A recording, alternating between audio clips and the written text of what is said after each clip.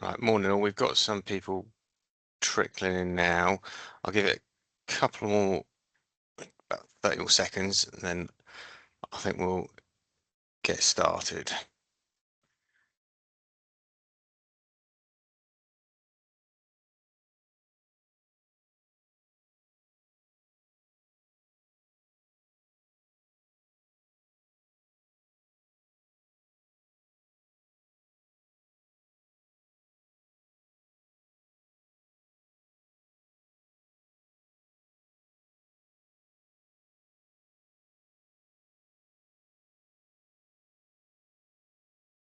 Right, good morning all. So today we're going to discuss GP to growth, so your path from GP to Business Central. This is session 2 in our list. Some of you probably already been to our session 1, and we've got a few more sessions as well, which we'll cover at the end. And you can go onto our events page as well to see all the sessions and register for them there. So let's kick things off. There's also a few, next slide, please. So today you've got the team of Sharon, who's a head of Business Central, and Dan, who is our lead engagement consultant for Business Central, and myself. During the session, everyone is set to mute, just to avoid any noise disruptions. If you have any questions, please do type them into the chat box, and we can always answer them as we go, either by chat, or we can save them up to the end and we can have a bit of a Q&A session right at the end. And on the last slide as well, as I mentioned about our sessions, next sessions, we will have our contact details on there as well. So today we're going to look at GP, the roadmap of GP, as you know, when the end dates are coming, assessing your current Dynamics GP environment, what data should be cleaned, archived or migrated, how to review business processes before moving to the cloud, common migration preparation pitfalls and how to avoid them, and how to review business processes before moving to the cloud. Right. This slide does seem quite terminal. It's got end of life on it, but as you know, GP is is an end of life product. Microsoft plans to end support and licensing for Dynamics GP by 2031. Now, it's ending full support in 2029, and security upgrades are ceasing in 2031. So if people are looking to move away from GP, 2031 is when the security updates cease, but full support for the system will be ceasing in 2029. So these are dates that people need to have in their mind, which is why I've got end of life in 2029, which is the date you should have in your mind. You can move then from looking to move from that solution onto another system. Now there's a loss of innovation as well. GP is no longer receiving modern features like AI, predictive analytics and automation tools. There's no more investment going into GP at the moment. It's all been invested into other products, Business Central, as we'll discuss shortly. And obviously, as you know, maintaining GP on an on-prem system has got high costs, and it's complex for the IT teams to run and for backups and everything else. Other things to consider as a shrinking ecosystem. So the partner and ISV teams around looking at GP are starting to move to BC. So skills are reducing within the GP ecosystem. So increasing support costs because there's far fewer people looking at GP for ISVs. That's the scary part out of the way. I'll hand you over to Dan now, who will talk you through everything else. Yeah, thanks, Sven. So morning, everybody. So one of the things that we can start doing now, 2029 seems a long way away, but it really isn't. If anybody looks back to how quick the last year has gone, then 2029 will start and be upon us sooner than what we think. So one of the things that we would absolutely recommend, and some of this you can do with yourself, some of this you do with us, is to assess your current Dynamics GP environment in readiness for the potential move to Business Central. And we split it into two ways, really. There's a technical review and a more of a functional review. So if we're looking at the technical things that you guys can look at now, the first thing is the system architecture and any customizations, which has that's going to really annoy me because it's got a Z in it, and I don't know why it's auto-corrected. But when you look at this, so what we have to do is really look at the way that your GP system is structured, identify the modules, review all customization. Most customers have some level of customization in GP.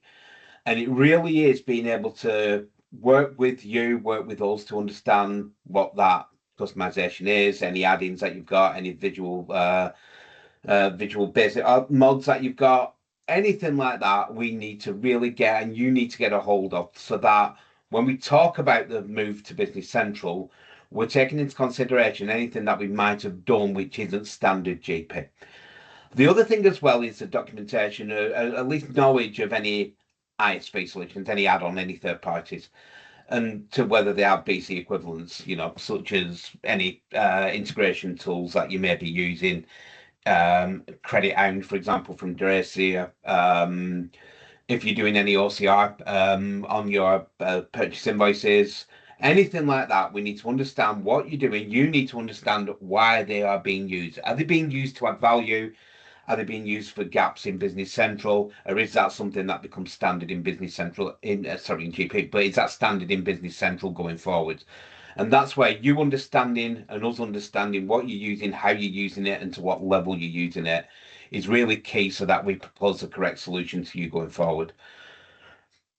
Integrations is massive. We're a Microsoft house, as you know. We are not naive enough to think that people aren't using third-party systems that aren't within the Microsoft stack. So having an understanding of the inbound, outbound integrations, how frequent they are, how they are working, whether we've wrote them and we've got the documentation, whether you guys are using third parties, have built the integrations yourselves, anything like that. So we need to really think, and you guys need to understand what your integrations are with your third-party systems, whether there's any dependencies based on the fact it's an on-prem server, there's share folder, there's scheduled tasks, frequency, like I say.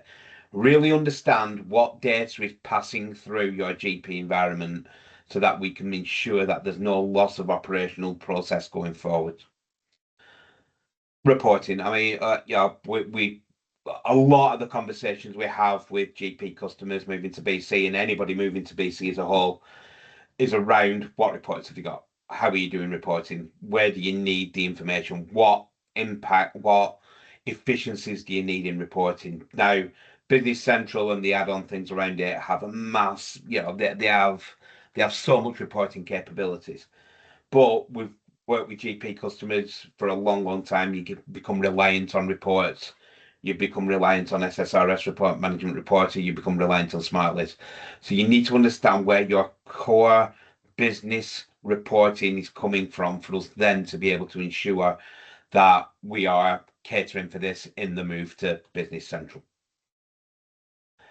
And finally, on the technical side, the security and access model. So review your security rules, review your SQL access, your Active Directory dependencies.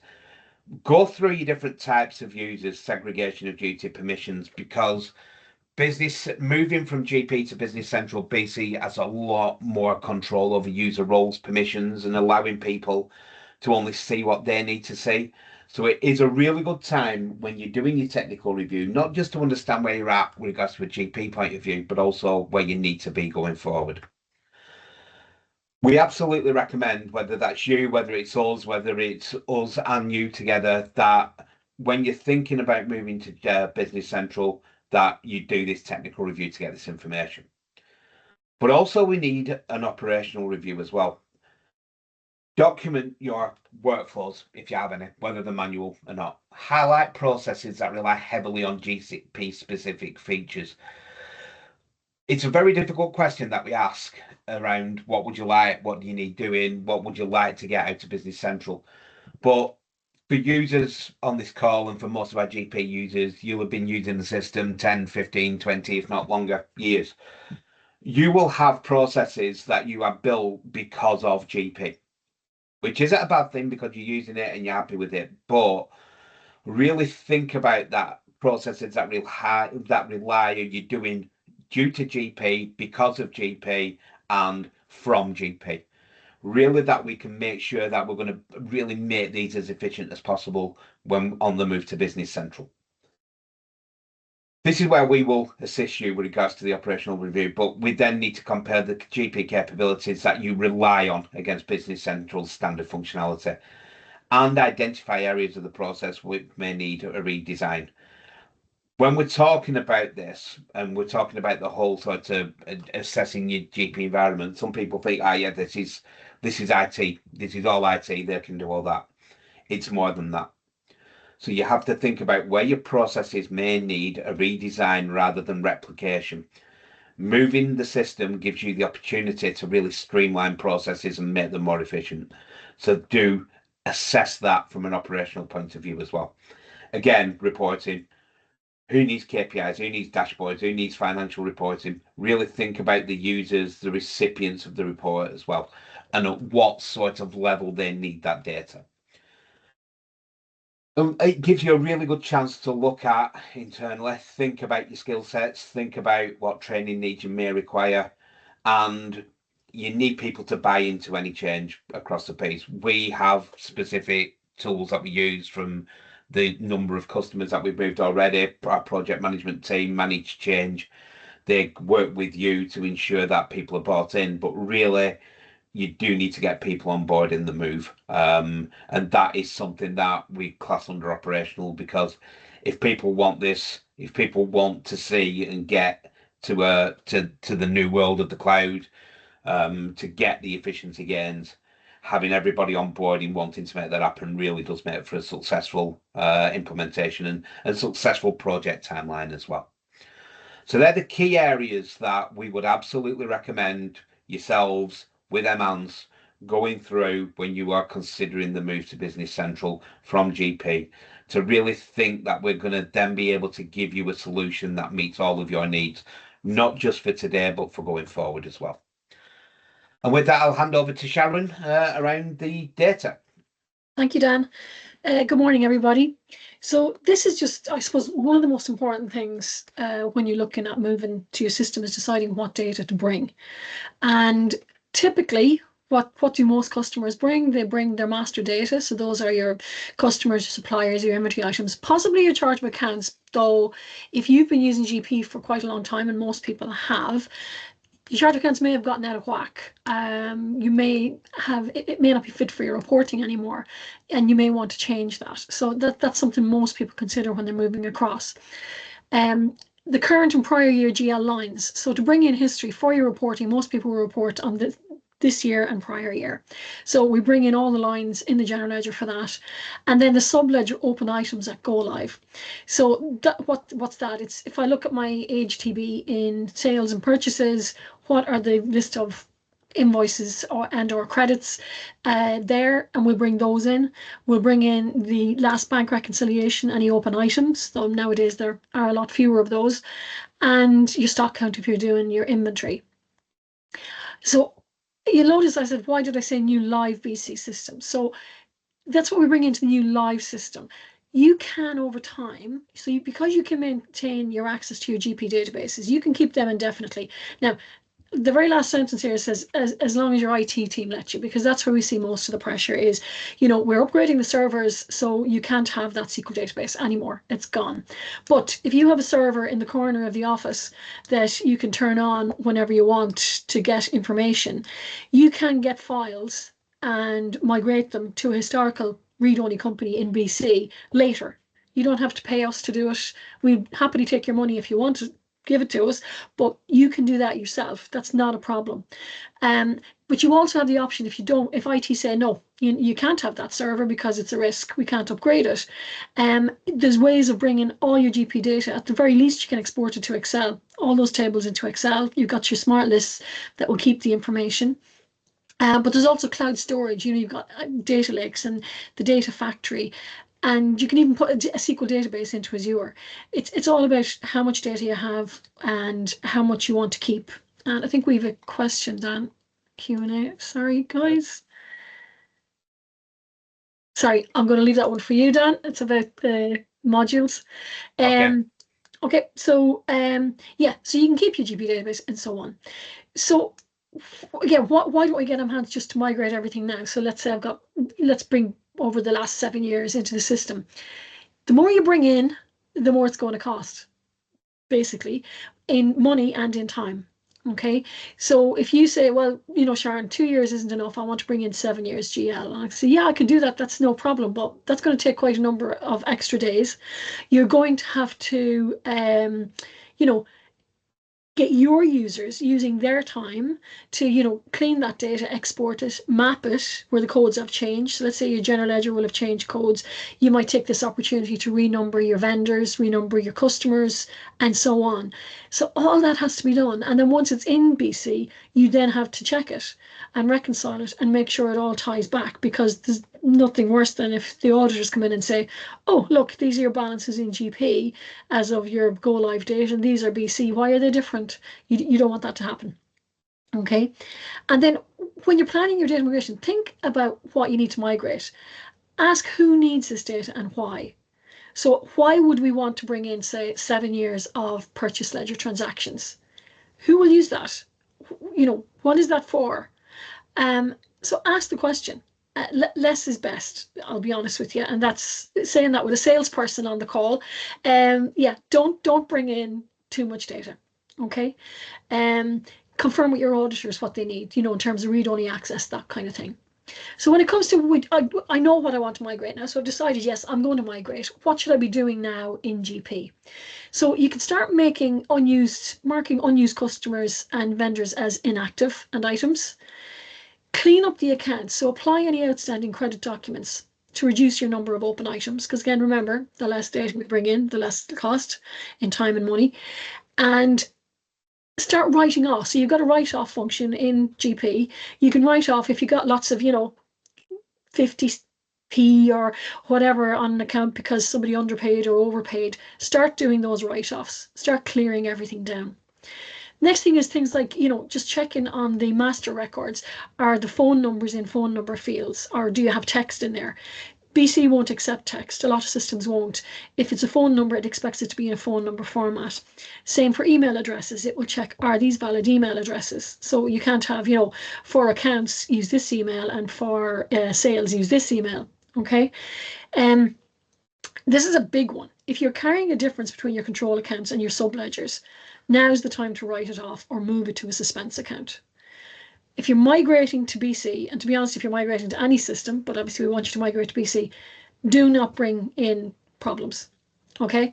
Get rid of the problems now while you can.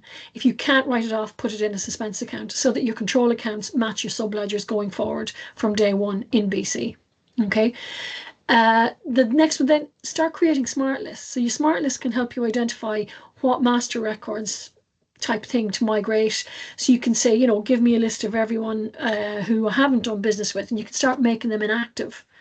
And if you need help creating those smart lists, just give us a shout. We can help you with all of that. Okay. So those are the kind of things to think about with your data, and how to start the cleanup. You can even do things like make sure your postcodes are in postcodes if you have time. If you have people in, let's say it's coming to summer, you might have interns. Get those interns doing things like putting the postcodes in the postcodes fields, making sure the VAT number is in the right place, and so on. Because if you do that, we can help you lift the data from GP. It's a much easier process, because if you have everybody has postcode in the postcode field, it's easy for us then to create that mapping and help you with that. And again, it will take less time, which will cost less money. Okay, thanks. Thanks, Sharon. Yeah, so that's around data, but the move from GP to BC also gives you, as an organisation, the ability to think about overall business processes as well. We talked about it in the what to start looking at in the environment, but you are going to be doing things outside of Business Central. You are going to be doing things in GP because of GP. And the actual move allows you to really look inwards at your organizations.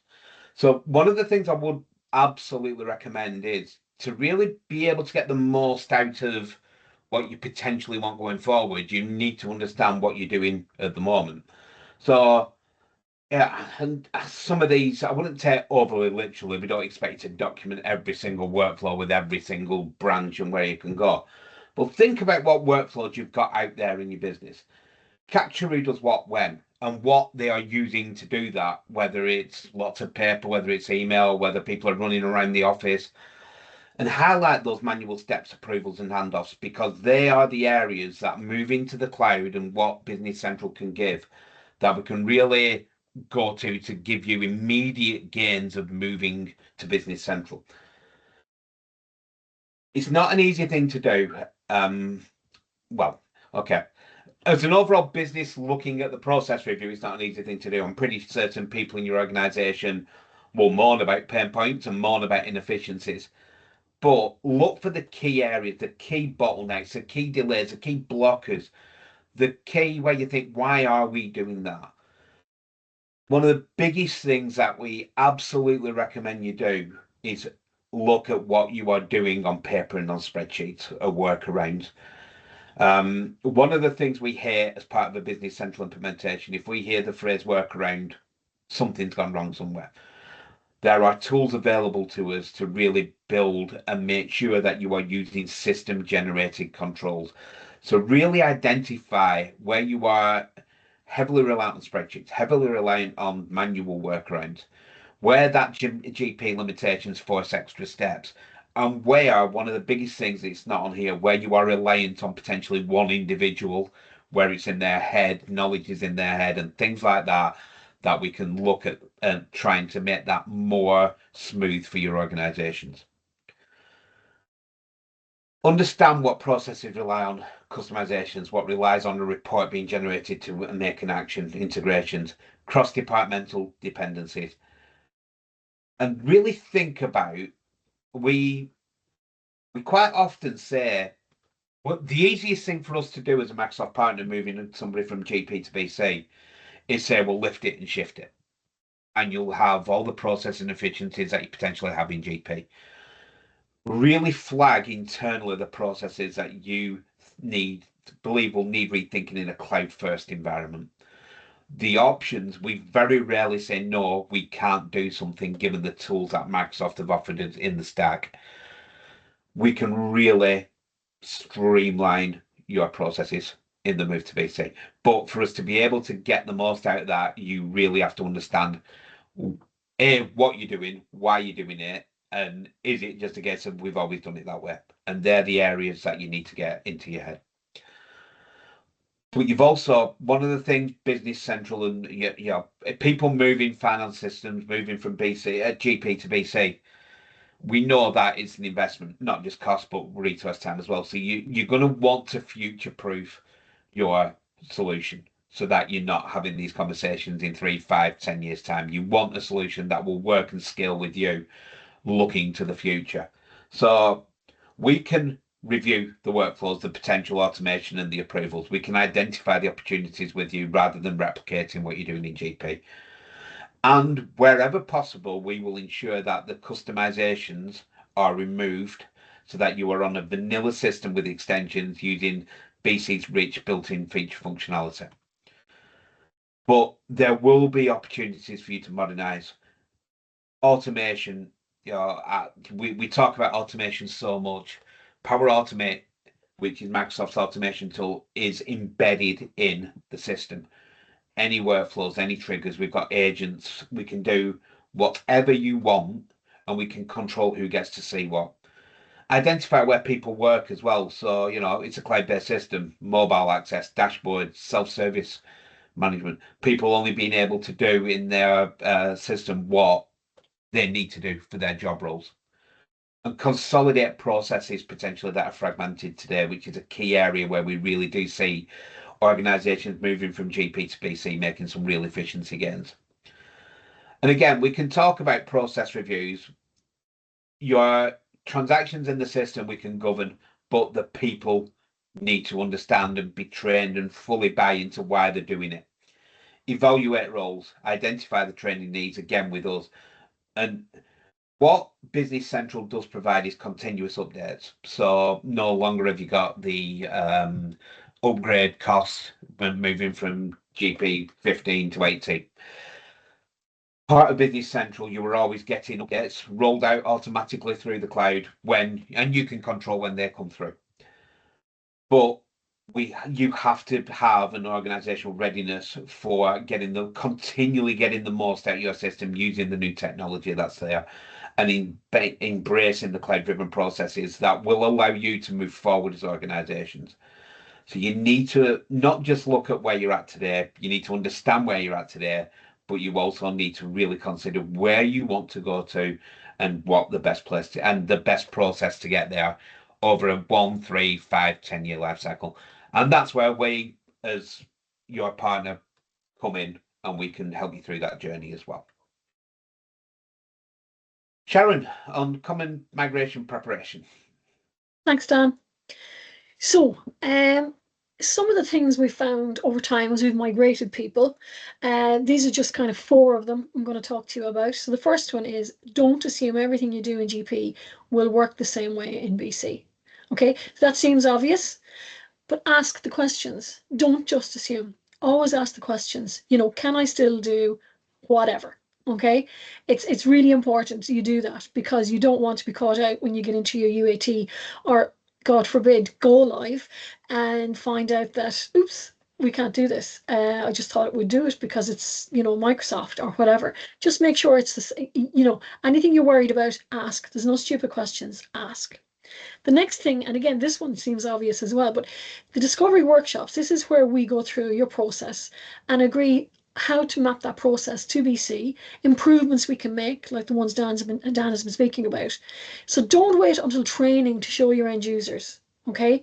We have had situations where we have done the design or discovery with the subject matter experts is who we want to involve, and we build a system according to that. We go into training in preparation for UAT, and the users will go, oh no, we don't do that anymore, or oh no, that won't work because we have to do this as well, and nobody thought about it. So involve everybody. It's also a good way of keeping people engaged, because without engaged users, you know, that will be a problem. Engaging your users is a big thing. The next thing is, and Dan mentioned some of these, think about the things you do outside of GP that depend on it. Okay, we have lots of customers I know in the Irish base where I'm based who have external spreadsheets, that they have macros that run stuff into GP as their ways of, you know, importing data. So, you know, they have cubes. You've got Excel cubes linking directly to GP, SSRS reports.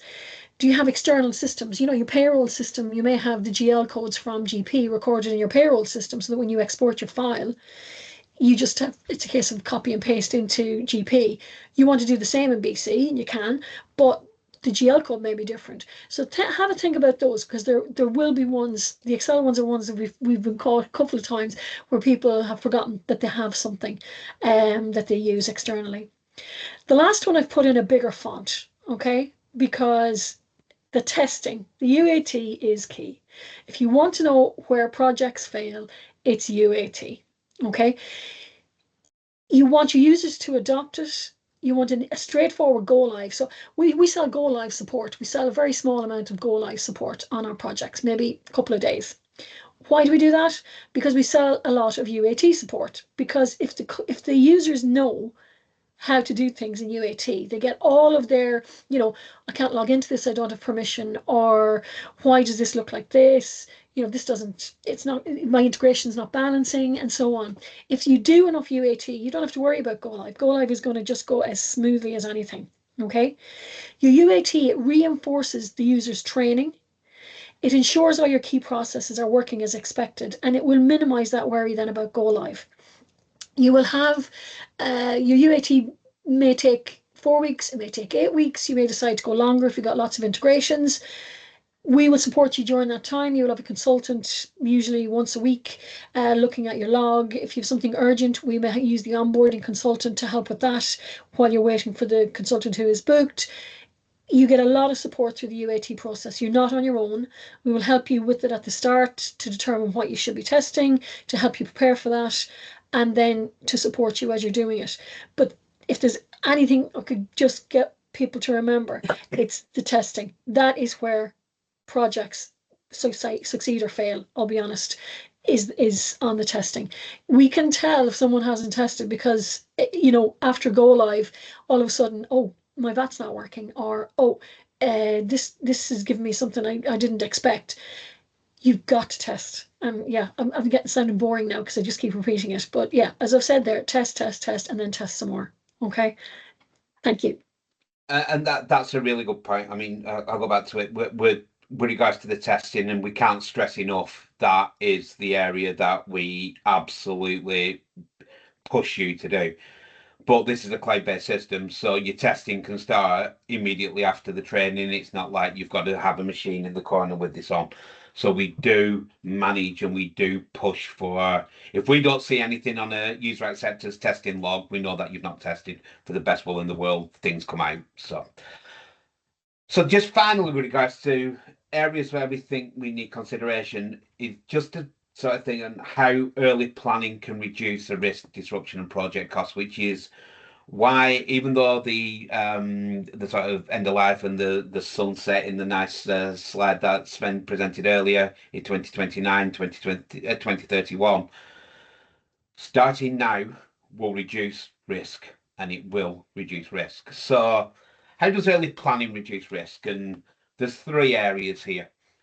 It gives you a clear understanding of your current position. It identifies everything that we said before.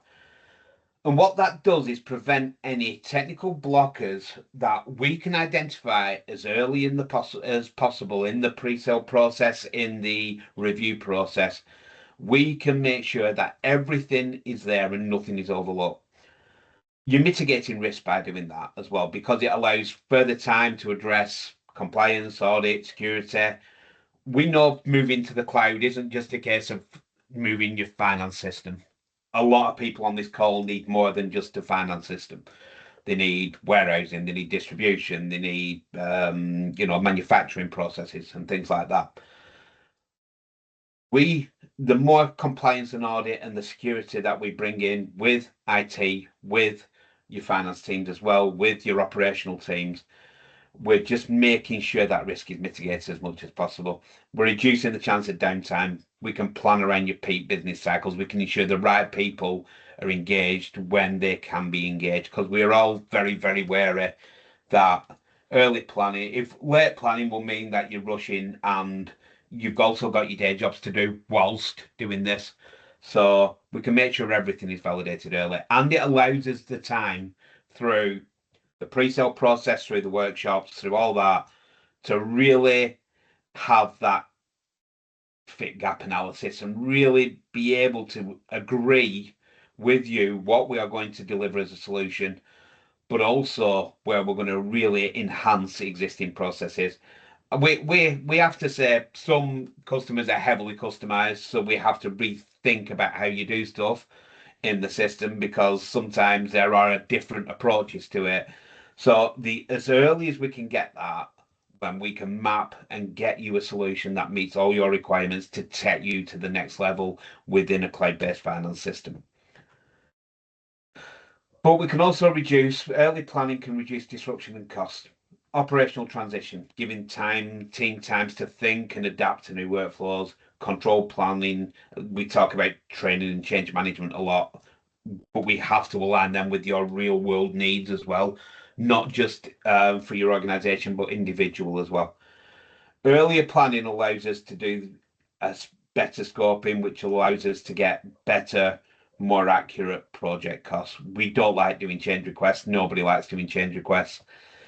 But if we can have that early planning and not have to sort of rush based on a deadline or rush based on your renewals on GP, it allows us to really prioritize, understand what can be done, what can be retired, what can be done phase one, what potentially may be future phases.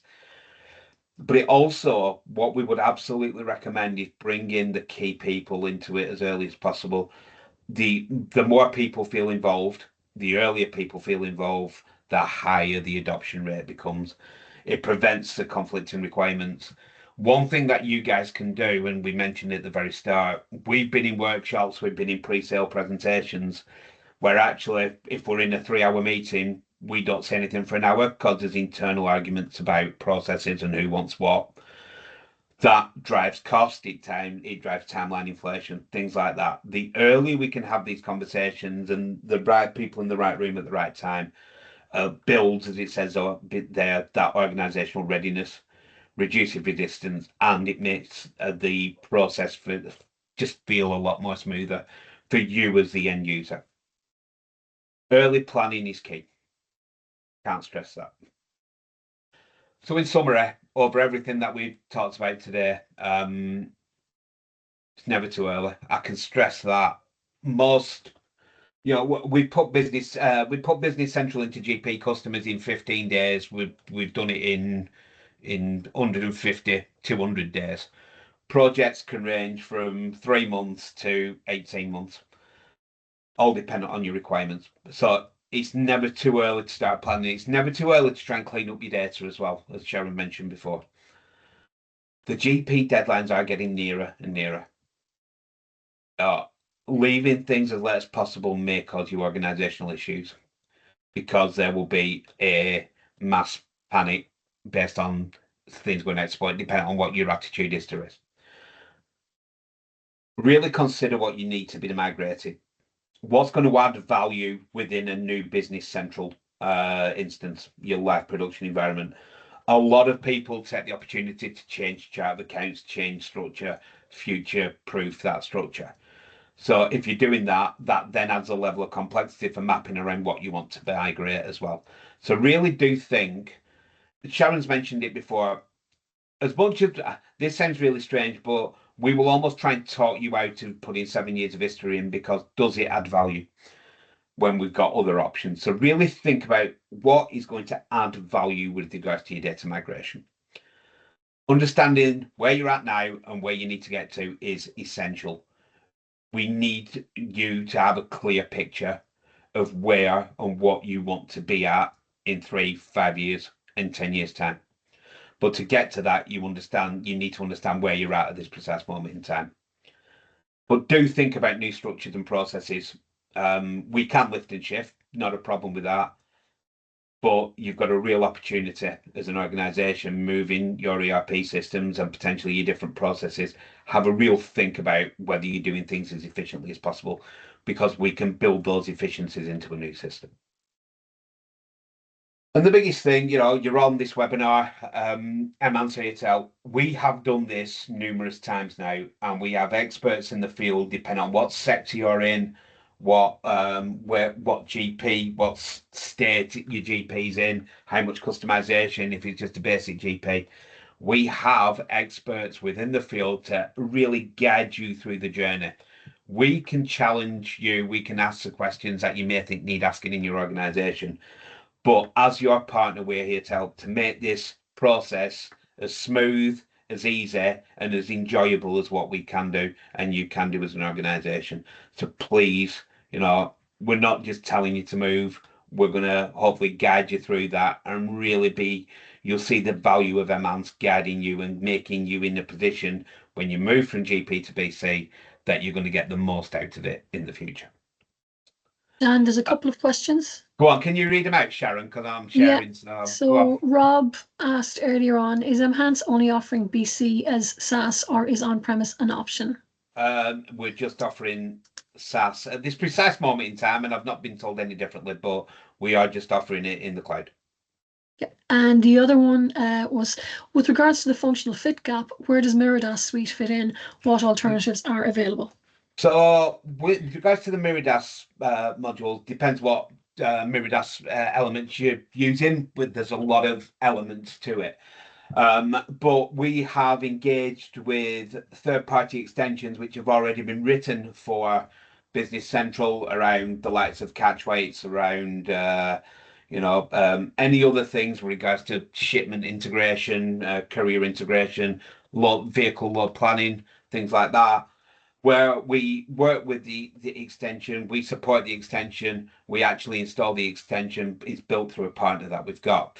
If there's anything specific to your organization, though, and we think actually that's not covered, we would think and we would seriously consider about writing that as a paid extension ourselves, or doing it that way. So we don't need to understand what Miradas modules you guys are using. There's a lot of Miradas functionality in the system as standard now, but anything outside of that, i.e. catch weights, i.e. vehicle load planning, we have extensions that we can plug and play in, and that gives you similar, if not same, if not enhanced functionality as what you're using in GP now. But with regards to that, that's if you've got Miradas modules and things like that, that's even more things about starting now, having conversations with us now, and we can make sure that we're proposing the solution to meet every single one of your requirements. Is that it for the question, Sharon? Yeah, just the two. Okay, perfect. So just to finish off, a lot of you will have been on the first webinar. There are 3 other sessions in this series that we're doing. One in April, one in May, one in June. The dates are there. You will have registered. They will already hopefully be in your calendars. But the next one, we are talking about specific customizations, ISV and integrations. That will include more information on Miradas modules. So the person who asked that question, please ensure you're on that, and we can give a bit more information on there. But we've also got a number of webinars and different events that we're attending in April. They're all listed there. So AI, we've managed to go through a session without really talking about much AI, which is very strange. But you know, we've got AI masterclasses, we've got webinars on different areas. If you're interested in the Power Platform, Power Automate, there's a wave release webinar. Have a look at our website, mhance.com/events, to scan the QR code there. We have a number of events and webinars that are already in the diary that we will be doing and attending. So please go and have a look on our website and register for those where you need and where you feel like that would be beneficial for you.